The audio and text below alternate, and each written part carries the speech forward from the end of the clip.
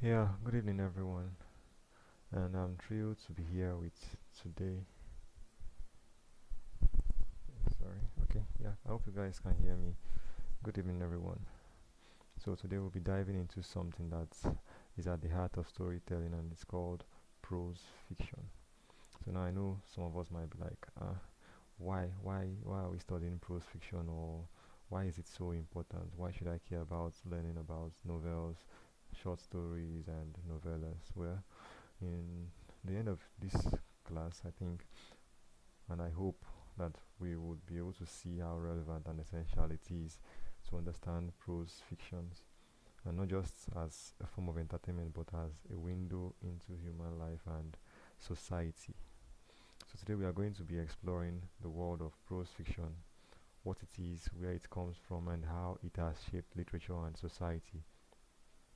So, starting off, prose fiction is a term that many of us are familiar with, but understanding its true significance and how it has evolved will help us become much more insightful readers and also better critics of stories that we consume today. As I was saying, um, this evening we'll be focusing more on prose, and I believe by the end of the lesson we'll be able to understand why prose is very important and its unique spice that it adds to literature. So, key objectives for today's lesson will be find out what prose fiction is, the history and its origin, the impact of the printing press and journalism, women, and also novels. So, um, let's just go into the study straight up. So, what is prose or prose fiction?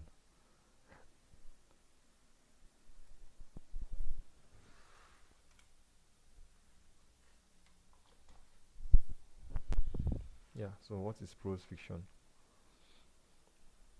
So, to define what prose fiction is, um, we would first start by explaining that it is a form of literature that tells made up or imagined stories written in ordinary language or prose. So when you hear the word fiction, you're talking about those stories that are made up or just imaginations, not real life. They are just imaginations. We're talking about stories that we're talking about stories we read in books, magazines, and online, where there is no strict structure of rhyme or meter, unlike poetry. Instead, prose fiction flows more naturally, just like how we speak to one another. So, what actually makes it special? Prose fiction has the ability to transport us to different worlds, allowing us to express things from the perspectives of the characters. But it's not just about entertaining us with cool stories, it actually has a deeper purpose. Through the lens of prose fictions, um, writers make us reflect on our lives, our society, and our own beliefs. So, what are the key elements that make up a prose fiction? So, I'll start by breaking them down. So, they are made up of character, plot, setting, and theme. So, these are the makeups of a prose fiction. It's always made up of the character, the plot, the setting, and the theme. So, first off, we should know what character, or we should know what characters are. Characters are just, they are like the heart of a prose fiction. They are the people, animals, or even objects in the story that the plot revolves around. The way they think, they feel, and act shapes the entire narrative. These characters, they might remind us of ourselves, and they might be so different that we learn new things about the world. For example, in Things Fall Apart by Chinua Achebe, um, Okonkwo, that was the main actor or the main character, is someone who struggles with his own identity, battling his fears and societal expectation. His character reflects the complexity of masculinity in traditional Igbo society. So that's actually, if you talk about Okonkwo, this should be what you should always see. So as you read, you should always ask yourself, what drives this character? As you try to read a fiction or a prose fiction, always, as they mention each character, just try to ask yourself, what drives this character? Is it ambition? Is it love? Is it fear? Is it revenge? The more you understand this particular characteristics of every character, the more you understand the story. So I think this should be how we should treat characters when we hear of characters in every story. So in every prose. So now, even prose or drama, just we should use this lens to always look at characters. So the next is the plot. Sorry, pardon me for this. So the plot refers to the sequence of events in a story. So how things unfold is called the plot. So in a prose fiction, the plot is what keeps the readers hooked. And I think this is something that is very, very interesting. Like it's a very, very um, it's a skill that probably very good writers they have.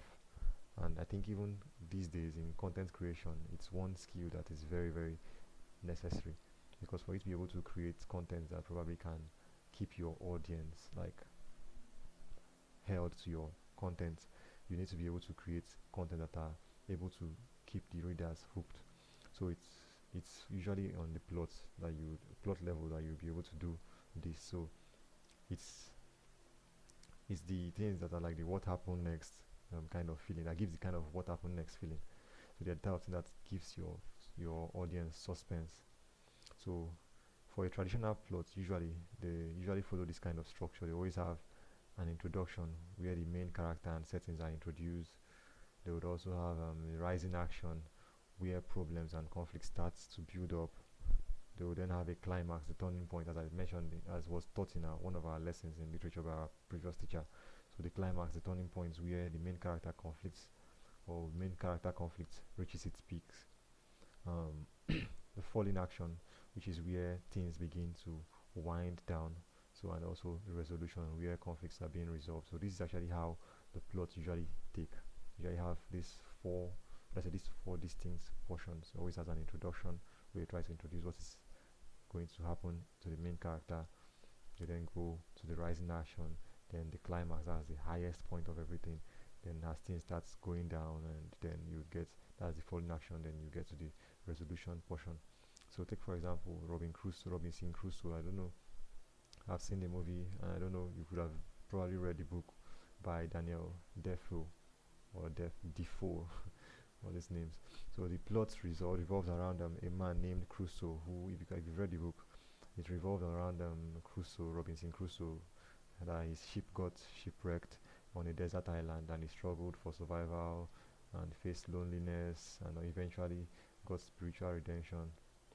Um, so this kind of plot it pulls you into Robinson Crusoe's world. You might start imagining what was it like on that kind of island, where probably you will be alone and all those kind of. So you'll be wondering when you hear, okay, the ship was wrecked and he fell on an island. You're wondering what will happen to him. Those kind of, they keep you hooked to the story.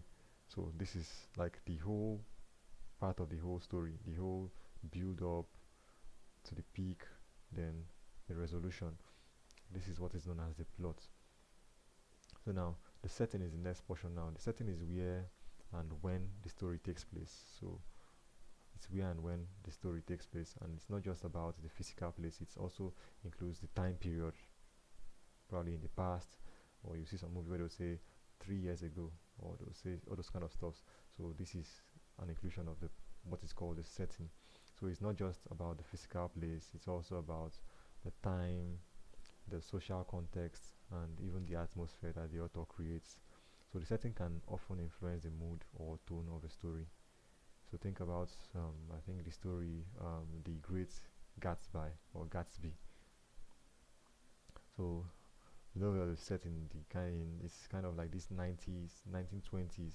That has a kind of olden days setting during a time of great social change in America. And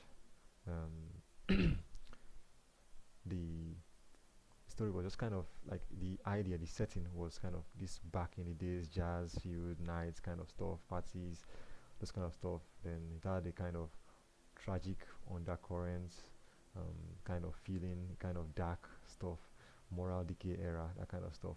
So that's actually the setting for this for that story. Another example is The Purple Hibiscus by Chimamanda. The setting was a post-colonial Nigerian place, like post-colonial Nigeria, just after colonization of Nigeria. That is kind of setting I think took. So it had this kind of cultural tension and political unrest shape Um, so that's the setting of the popular hibiscus story. So this setting, they always tend to influence the story at every turn. They always tend to influence the story at every turn. So next is the theme. The theme. Finally, um, I mentioned that there were four. So the fourth one now is the theme. So in this theme, it is the underlying message or idea that the story tries to convey. It could be about love, family, identity, freedom, or even societal issues like racism, colonialism, or classes, or stuff like that. Yeah. So the theme often ties everything together, offering an insight into life and human condition. So an example of this kind of story is the Joys of Motherhood by Buchi Emecheta. So the theme of this one revolves around motherhood, sacrifice, and even struggles of women in Nigerian society. So from the story, through the protagonist, Nunu Ego, Nunu Ego. How did they pronounce this stuff? That's Nunu Ego, not Nunu Ego, Nunu Ego. So the novel that Nunu Ego was the protagonist. The novel tries to explore how societal expectations of women clash with personal desires and also um, the individual identity. So let's see. Let's go on to why prose fictions matter. So why does prose fiction matter? Now that we've understood what makes up a prose fiction, let's focus on why it matters. So when we read fictions, we aren't just escaping into another world. We are also trying to explore ideas, trying to understand cultures and question norms. So prose fiction gives us this freedom to explore what it means to be human. So it helps us to grow emotionally, helps us to grow mentally and even socially. So this is one of the, the advantages of reading prose fictions. They help us to grow in these ramifications. So for example, by reading about struggles of the character of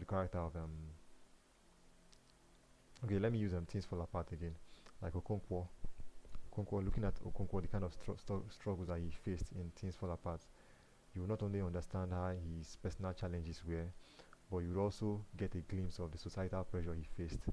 So you will learn about traditional Igbo culture, you would know stuff like important Igbo culture, that even as a Yoruba person or even an Hausa person reading this book, you'll be able to have like a kind of oversight or overview of what it is in the Igbo culture. You might even begin to start liking the Igbo culture gradually because of how the story went.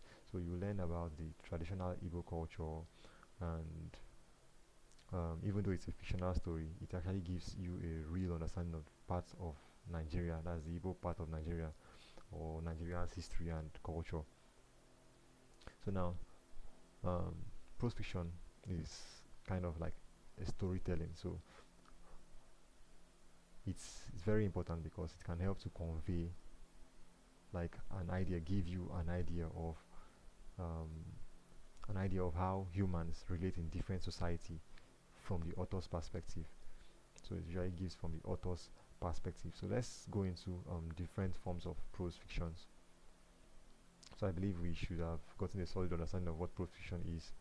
Um, let's try to explore the different forms of prose fictions. So understanding these forms will give you a deeper appreciation for how stories are structured and why different kinds of fictions exist. So prose fictions come in different or in varieties in different forms, and each of them have their own length, focus, and impact on the reader. So as you read different types of prose or different forms of prose fictions, they have their different or their unique impact on everybody that tries reading them. So let's break this down and understand how they differ from one another. So from the forms of prose fiction, I think first of all I'll list the forms. We have short story, we have novella, we have novels, and I think those are the three major prose fictions or prose forms of prose fictions. We have short story, novella, and novels. So that's what we'll be focusing on in this lesson. So let me just rush into this brief explanation of these three. So the short story is the most compact form of prose fiction, and as the name suggests, it's brief it's a brief narrative that can usually be read in one sitting. You can read it once because it's usually around. It has words ranging, I think, between 1,000 to 7,500 words, and short stories are focused on um, concise ideas. They are focused. They're basically focused, and they have this concise kind of setting. They are concise. That's just simply put. They are concise. They are focused and concise, and they often revolve around a single event or character. In short stories, every word and action counts because I think the writer doesn't just have much room to explore multi themes or subplots. They just try to be focused. Focus is always on getting straight to the point and delivering a punch of emotion at once, just like all in a blow. Example of a short story I think is The Lottery by Shirel Jackson. If you've heard of the book, it's an example of a short story. So this story is is just have few pages, just few pages long, but it delivers a powerful commentary on tradition, society, and also human nature. So the story's shock ending. Uh, I think if I can remember. Um, I can't really remember. It has been a while since I read the book, Sha. But the story's shock ending force it kind of tries to make you want to question your own values and consequence of blind conformity. Because the story was talking about just um, society and how people just accept things. Just you don't even know. You just start hearing a new thing that is trending. All these kind of trending ideas. If you read that book, I think people in our generation should read the book. There's those kind of trending ideas. You want to join. You want to follow. You want to be among. So I think it's that the idea of the story kind of tries to give you a kind of shake, make you wonder. Okay. I think there should be a reason for me to join anything if at all I want to join anything. So another example of some sort of that kind of short forms or short stories is The Vulture by Chinua Achebe. So I think it's a book that maybe like to you would like to read. You like to read it. So let's go to novella. So novellas they are usually around 20,000 to 50,000 words, and they are much longer than um, short stories, but they are shorter than full-length novels. So we have short stories; they are very short. Then we have novellas, which are medium. Then we have novels, which are like the long. But when we get to novel, we'll probably explain how the word counts of novels look like, so you could be able to group different proses or prose fictions into their different forms. So this form kind of it allows the writer to have a little more space to develop the plots, the characters, and also the themes, but it still maintains a focus on brevity and economy. So novellas usually focus on a single idea or event, and while they try to explore it deeper than short stories. So short stories just try to be very fast, very concise, direct, like a single shot. So shorts, novellas, they try to give a little bit deeper um, explanation to the stories. They don't have sprawling complexity of novels. They don't have that kind of details. Novellas they often offer like a snapshot of a person's life or critical moments in the person's in time, stuff like that. So an example of novella we have the Animal Farm by George Orwell. So this is a short book that tries to explore the rise of sorry, totalitarianism through allegoric tales of a group of farm animals. So despite its relative short length, Orwell, the writer, he packs a lot of meaning into the story, tries to examine politics, power, and also social systems. So for Nigerian book that is a novella, we have Concubine by Elechi Amadi. Elechi Amadi. So this is one example of a novella. So this one, it's a bit longer than normal novellas. It's kind of long, but it's actually classified as a novella. But it's focused on themes like fate, tragedy, and the consequences of tradition.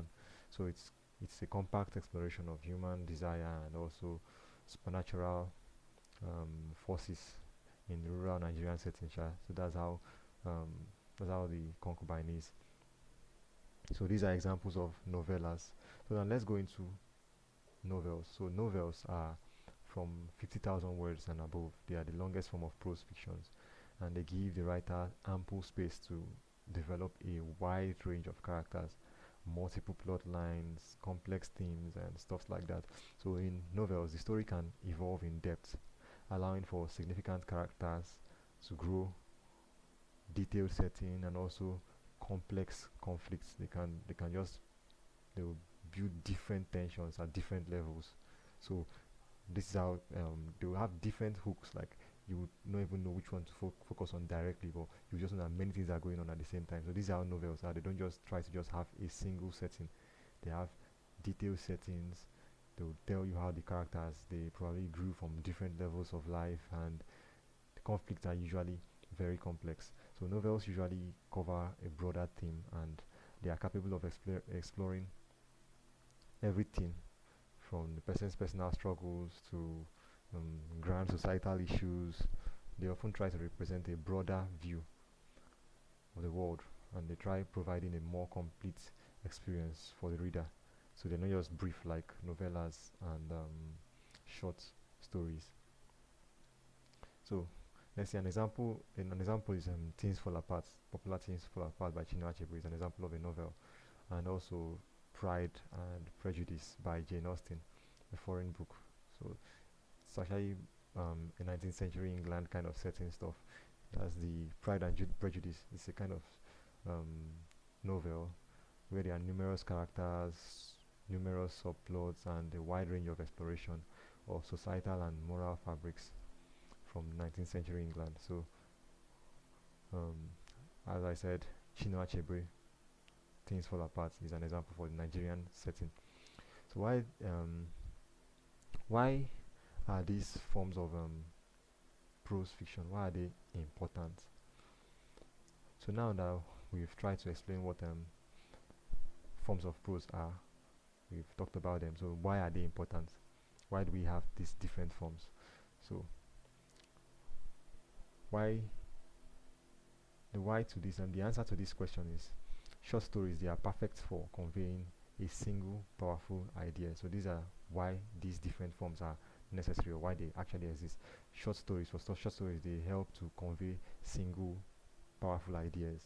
Novellas, they are great for more intricate ideas or themes that needs a little more space. They don't really need to be very elaborate. When you try to give an idea, but you don't need to be very elaborate about it, you just want to be a little bit more detailed, you would create stuff like novellas.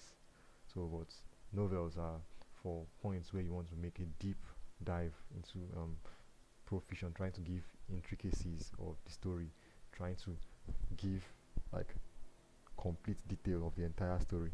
So these are the reasons why people or why writers either choose to use the short story form or novella or or a novel. So let's see. Next we have why study prose fiction. So why we've talked about the different forms of prose fiction. Now we're asking why do we study prose fiction? So from the beginning I said by the end of this lesson we should be able to know why, we should be able to know how to study prose fiction. So now we are at the portion where we are trying to ask ourselves why do we study prose fiction? So now the big question is why should we study prose fiction? What's the big deal about reading novels, short stories, or even novellas? So the truth is prose fictions they offer sorry excuse me yeah prose fiction. So prose fictions they offer far more than just entertainment. It plays a significant role in our lives, and as I said they kind of help people to grow emotionally, socially, and even mentally. So they play a very significant role in our lives, and it has a deep impact on how we see the world for ourselves, and also how we see ourselves at the same time. So in this in this portion of why we study prose fictions, there are three key reasons why we study prose fictions. There are three key reasons why we study prose fictions. So first, we'll see that prose fiction reflects cultural and historical context. So this is why one of the major whys to studying prose fiction. Prose fiction reflects cultural and historical context. So this is like one of the most significant reasons why people study prose fiction, because it reflects culture and history. It tries to reflect culture and history. So through novels and story, we get a glimpse of the world as it was, or as the author perceives it to be. So when we read a novel, or when we read a novel set in a particular time or place, we're not just learning about a fictional world, we are learning about the real world issues at that time. Even the Bible, if you look at the Bible too, the Bible is not really a novel, it's not really a novel, but it's a kind of prose. It's a kind of prose because they don't really characterize everything like saying, okay, this person speak. It's kind of like that, but it's not purely a novel, but it's more like a novel. So fictions often serve as these prose fictions. They often serve as a window into the lives, struggles, and aspirations of people from different culture, society, and at different historical periods. So, example we can see is the Chinua Achebe story. That's Things Fall Apart, popular story, or even The Joys of Motherhood by Buchi Emecheta. So, the second reason why we study prose fiction is because it helps to develop critical thinking and empathy. So, if you remember, I said it's good to study prose. It helps to grow socially. That's what we talked about in the first portion. Now, it helps to grow mentally. So, it helps to develop critical thinking and empathy. It helps to develop critical thinking and empathy. So, by studying prose, we develop critical thinking and empathy. So, when we read a novel or a short story, we are often constantly asking questions like why did the character make this decision? Why does this plot twist mean? Or what does this plot twist mean? What does the author want to understand or wants us to understand or feel? So these are questions that are critically thinking questions. So this is one of the good things about people studying prose. You don't just read prose or read it just straight. If you truly are reading prose, you would probably be asking questions, why did this guy do this? Why is this person? So that way you are not just reading the story, you are building a form of critical thinking, and you're also having a sense of empathy.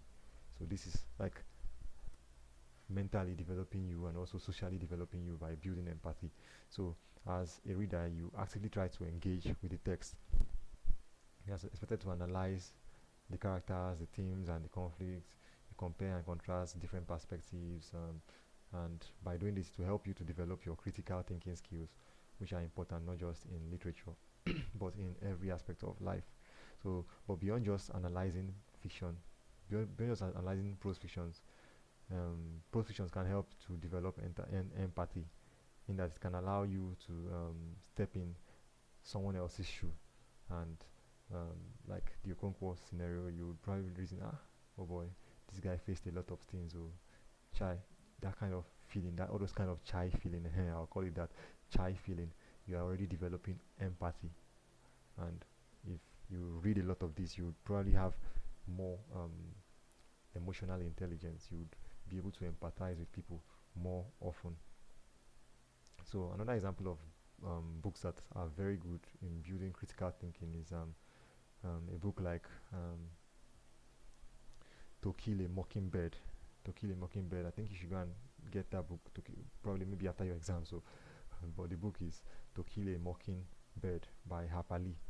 So Harper Lee is the writer, and in this novel, the author tries to introduce um, the character known as Scout Finch. So this guy, he grows a kind of racial segregated southern town. So as scouts witness the trial of Tom Robinson, which is an African American falsely accused of raping a white woman, she begin he I don't even know whether the story was a he or this scout was a he, but I think it was a she. Yeah, she was a she. Scout Finch. So as she witnessed this trial of that black American that was falsely accused of raping a white woman, she began to understand deep-rooted issues in racism and injustice. So, by reading our own perspective, we are given kind of a chance to see the world through the eyes of someone who is learning about racial injustice. So, Another Nigerian book that can do this is Americana by Chimamanda also. Americana is a good book that can help you to build critical thinking. So the third reason for studying prose fiction is it enhances language and imagination. It helps to enhance your language and imagination. So this is another good reason for that. It helps to build like high level of imagination. So examples of novels like that is The Famished Road by Ben Okri. The Famished Road. Another one is I think if you watch you've seen or you've heard about Nigerian film industry like Nollywood. If you compare Nollywood movie with a novel, you will see how storytelling techniques differ. The movie might kind of rely on heavy. The movies usually rely um, heavily on visuals, while novels can paint pictures through words. So when you read novels in comparison to movies, you kind of build this kind of imaginative mind. You become much more imaginative as you read novels.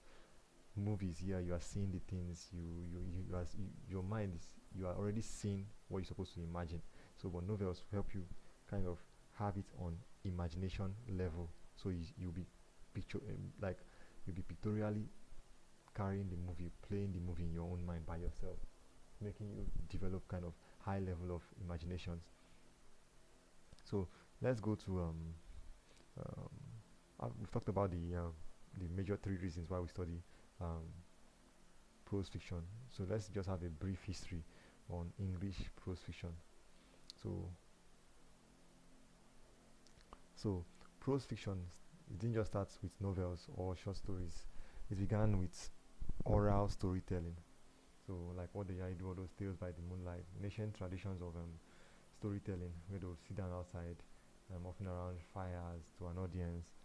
People will just gather in the community, and storytellers will just share tales and pass the stories from generations to generations. Fathers will tell the same stories to their children, and so on.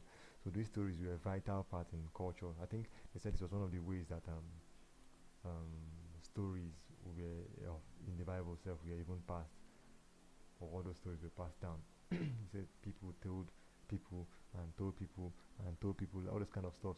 So at some point, then they will begin to make a documentation of stuff like that. So this was actually how prose fiction started. It was rooted first with oral storytelling. Oral storytelling. So after that, it transitioned into written stories. After oral story, it transitioned into written stories. So as society progressed and literary understanding began to increase, or literacy began to improve, people started writing down their stories, and this actually happened during the medieval period. So these written stories were often still based on oral traditions, and the stories were about knights, kings, and battles between good and evil, stuff like that. So they weren't just novels yet. They were not just novels yet. They were just written down as storybooks, but they were just having this kind of prose narratives. Yeah, stories that were written in ordinary language and people would just read and listen to. So they were just stories in English language or in languages. So they're not necessarily prose per se. They're just stories written down, but they had this kind of prosish, if I would say it like that, prosish feel. So in this period, we saw a kind of shift in storytelling. Instead of just being about what happened, stories started becoming more about how things happened. So writers began to experiment with characters, developing dialogues and also narrative structures. So this is how the thing evolved. It transitioned from just mere storytelling, oral storytelling, to writing or written stories. So then after that, during the 15th century, things began to become more exciting. So the printing press came about. When the printing press came about by I think Johannes Gutenberg. It was in the 15th century. Johannes Gutenberg, he was the kind of person that revolutionized literature. So before the printing press, books were extremely rare and they were kind of expensive because they had to be copied by hand. People would write, all those scribes. So only the wealthy and clergy could afford to own books because it took time to write. And people that wrote books, they made people spend, they, they charged very high for their written book because they spent time bending to write. I think if you've read The Richest Man in Babylon, you'll be able to paint a picture of how it was, where someone would write, still just bend on his stool and write probably for days, just writing. As you can imagine how these people's structure would look. So, but the printing press, as the printing press was developed, books could then become produced at massive or large scales. So this made literature become more accessible to the general public, and literacy began to spread. Like literacy, not illiteracy. Literacy began to spread, and this is when we started to see the truth or the true birth of prose fiction as a popular form of storytelling. So in the 18th century, in the 18th century, prose fiction really began to take shape, especially in England. And this period saw, I think, that was the period that there was the emergence of English novels that's um, that focused on realism and individual experience in the 18th century. Yeah, it began basically in it became prominent, if I would say it that way. It became prominent in England, and that was when English novels began to spur up, like they began to become popular. That was during the 18th century. So factors like there are several factors that actually contributed to the rise of this English novels dominance during that period. So the factors include journalism and middle class, the focus on realism, individual experiences, and I think these are basically the major factors that actually helped to improve that caused English English novels to be dominant. Journalism and middle class. So as journalism and newspaper became more common, they helped to spread new ideas and stories. Middle class people were able to read. They had during their leisure times they would just carry books, start reading. They were enjoying it that period, and because of this, the influence began to spread. They were looking for stories, and they were trying to use these stories to try to reflect with their own lives and probably solve problems and even satisfy some of their desires. So this was how it actually was blossoming. So this was part of the thing that made producers began to produce more stories. Began to produce more stories. Yeah, so these are the reasons why mm, there was a rise in English novel in the 18th century. So now, some of the key pioneers of the English novel include Daniel Defoe. We also have Samuel Richardson, then also Henry Fielding. So these are like the key pioneers to the English novels in the 18th century. So Daniel Defoe was the one that wrote Robinson Crusoe. Samuel Richardson wrote um, Pamela. I think that was one of the books that people know him for most. Then also Henry Fielding wrote Tom Jones and some other early English novels.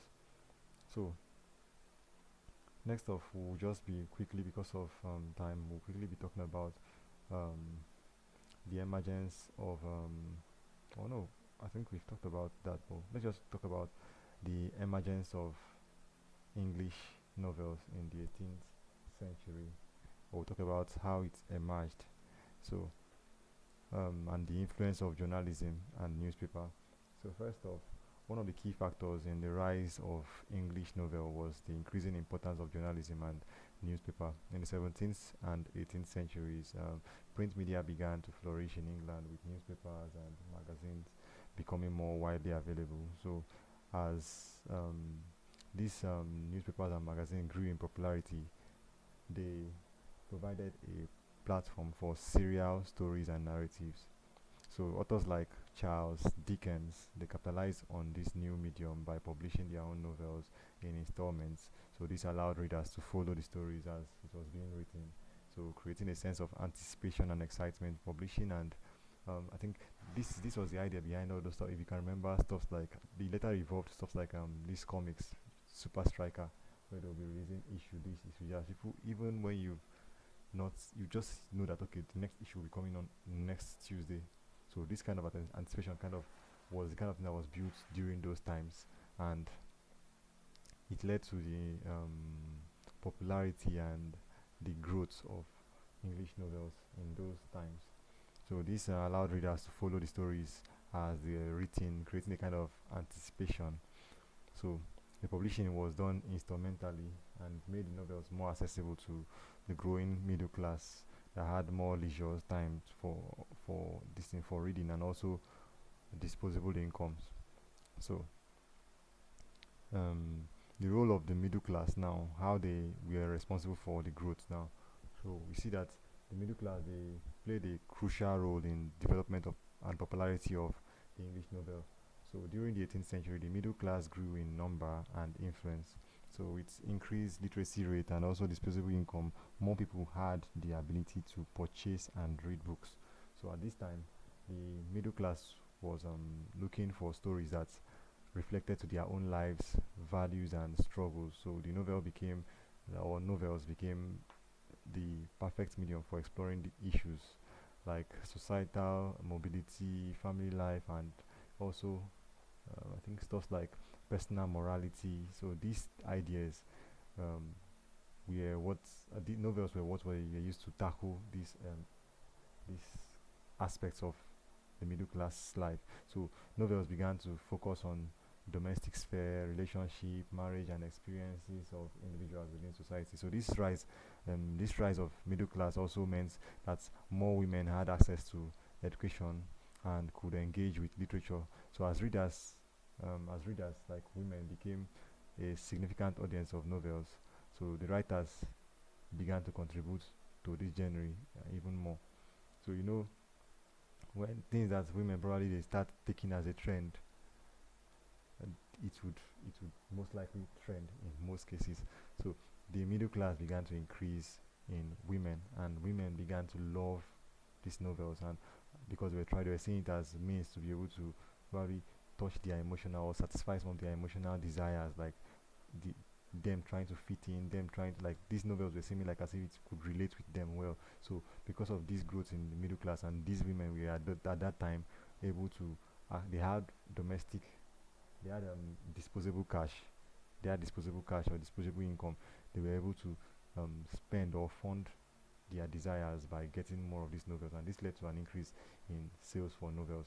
So, also another factor is realism and focus on individual experiences.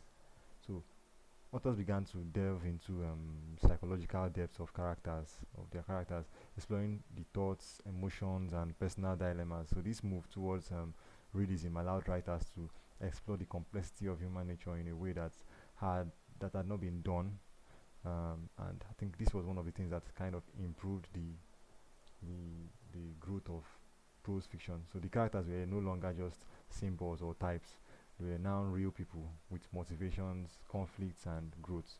So an example of this is the Tom Jones by not the Tom Jones, but Tom Jones. That Tom Jones by Henry Fielding or Fielding. So another character that I think I've seen it this one in the question. It said how the emergence of female writers were responsible for the growth of prose fiction. So um, the rise of novel or writers or women writers like Jane Austen, Afra Ben, Mary Wollstonecraft, and stuff, and people like that. They helped to establish the novel as a respected literary form. So their work often dealt with themes such as love, marriage, society, and gender roles. So all forms of distinctly female perspectives, kind of genres. So these or genres, these kinds, they kind of led this particular emergence of female writers led to the growth of literature in this aspect. So even in Nigerian aspect, you see writers like Chimamanda. So these were the reasons why there was a kind of growth, or these are some of the reasons why there were notable growths in prose fictions. So, um, also another one is women consumers or women as readers, which I think I've sparingly explained it. So, as women readers began, as the middle class began to grow, as I said, yeah, I think I've explained this. As I said, the middle class began to grow and it began to become rich in women, and these women, they had struggles and desires, and these novels offered women the chance to see their own social roles, their own struggles, and also their desires, and be able to reflect these their struggles in the stories. So this made growth in this area. So I'll say we've gotten to the end of this lesson. I think we've gotten to the end of this lesson. So far, we've been able to talk about what prose fiction is, the forms of prose fiction, why we study prose fiction, and we gave a brief history about English prose fiction and how it rose in English novel. And we also talked about how women were contributors to the rise of the novel. So I think that would be the end of this lesson. So now I believe by the end of this lesson, we have been able to understand why we studied prose, or why we should study prose or prose fictions. We've been able to understand the different forms of prose. We've been able to clearly, we can clearly ascertain what a prose fiction is, and we can probably by now have like an overview of how prose fiction grew over time, how it started from stories, then it moved from stories then to written stories, then from written stories we then grew up into the printing press stuff, which led to the vast level or large scale level of production of stories, and so on and so forth. So then the whole stuff, women and all coming into the middle class, and led to the growth of everything. So I think that would be all for this lesson, and thank you all for attending. Goodbye.